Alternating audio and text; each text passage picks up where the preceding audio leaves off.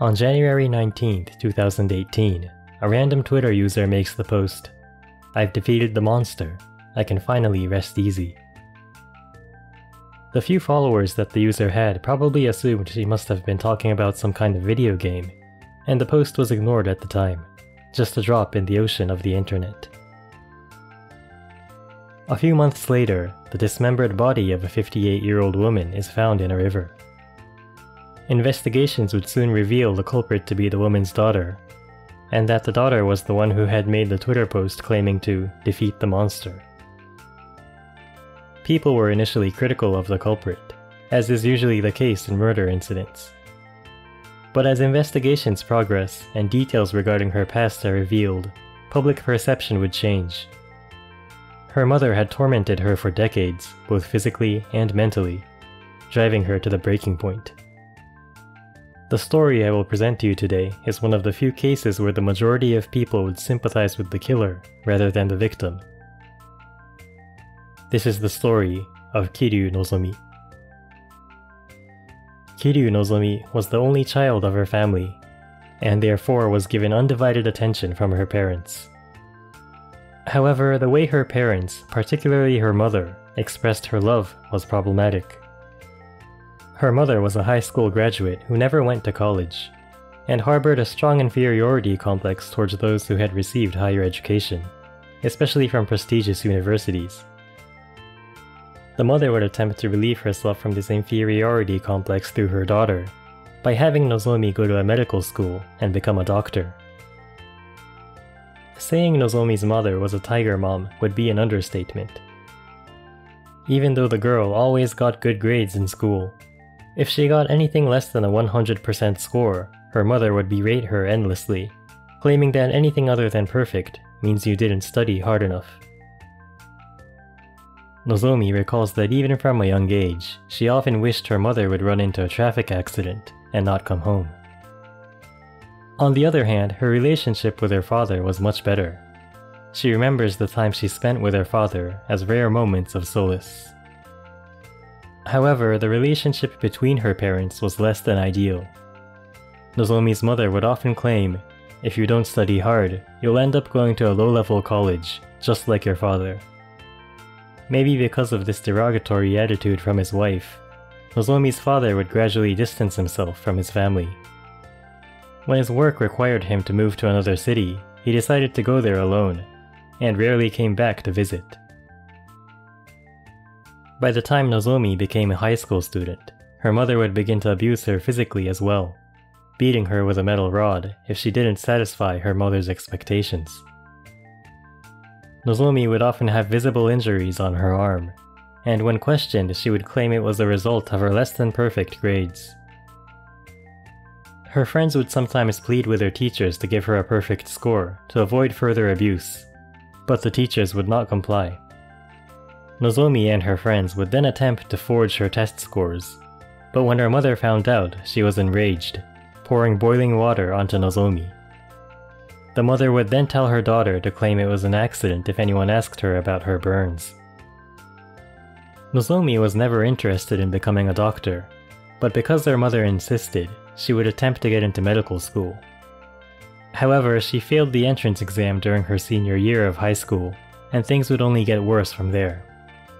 Her mother would begin to manage every minute of her time, hovering over Nozomi, making sure she did not spend a second on anything other than studying. She was not allowed any contact with her friends, and her phone was confiscated as well. Her mother would even follow Nozomi when she would take a bath or shower, making sure she spent that time doing some kind of studying. Furthermore, the mother would force Nozomi to write an oath in her own blood, promising to study hard until she was accepted into medical school. Multiple attempts were made to escape this domestic prison, but her mother would always find her and bring her home by obtaining cooperation from either police or private investigators. Tragically, Nozomi would continue to fail to be accepted into medical school for the next 9 years, and as long as she kept failing, her situation would not change. Luckily, on her 9th attempt, she was finally accepted, although not into the medical course, but rather the nursing course. Her mother, although not fully satisfied with this result, agreed to compromise under one condition: that Nozomi become a midwife. It is not clear why her mother insisted on this particular specialty, but willing to do anything to escape her current situation, Nozomi reluctantly agreed. Now that she had gotten into university, her mother would allow her a certain degree of autonomy. Nozomi was finally free to enjoy her life as a college student and interact with her fellow classmates. She was even granted a phone, although her mother would inspect it every now and then. Through her studies, she would become more interested in becoming a surgical nurse rather than a midwife. During Nozomi's final year at university, she successfully obtained a job offer from a large hospital to become a surgical nurse. On the other hand, she failed the exam to give her the certification of becoming a midwife. Maybe she did so intentionally, to remove her option of becoming a midwife, and make it easier for her mother to accept Nozomi becoming a surgical nurse. But things did not go to plan. Once her mother caught wind of Nozomi's change in career, she became furious. She forced Nozomi to decline the job offer she had as a surgical nurse, and coerced her into taking the midwife exam again the next year. Back to the days of micromanaging every second of her time. Due to the increased level of surveillance, Nozomi's mother discovered a phone separate from the one she had issued to her daughter. Nozomi had secretly obtained this phone to communicate with friends, as some issues she could not discuss on the phone her mother would inspect regularly. The mother destroyed this phone, essentially destroying her daughter's social life with it. This was the final straw for Nozomi, and something within her snapped. In the early hours of January 20th, 2018, Nozomi, who was now 31 years old, stabbed her sleeping mother to death. At 3:42 AM, she posted the now infamous tweet, "I've defeated the monster. I can finally rest easy." She would then proceed to dismember the body and dump the body parts into a nearby river. Nozomi would eventually get a job as a nurse and work in a hospital for the next several months. But her mother's body would be found in March, and it didn't take long for the police to track down who the culprit was.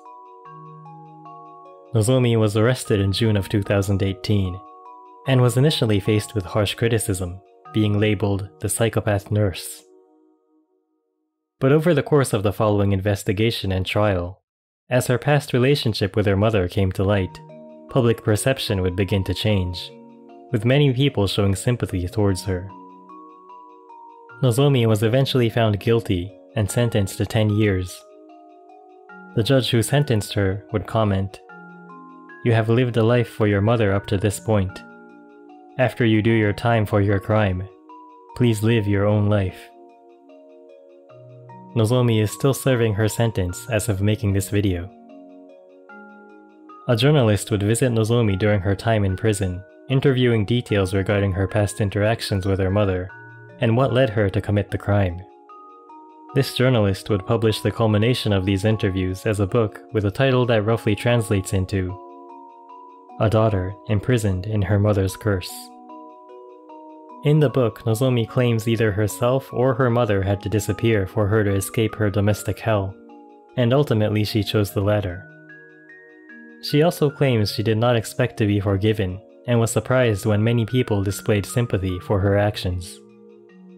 This goes to show how far her mother had brainwashed Nozomi in justifying the abuse she had inflicted on her own daughter. What do you think of the case? Could anything have been done to save Nozomi before she committed her crime? Let me know in the comments below. A big thank you to Corbichu and my other Patreons for supporting this channel. Your support is greatly appreciated. As always, thank you for watching until the end. Please like, subscribe, and turn on notifications so you don't miss the next episode. I'll see you next time.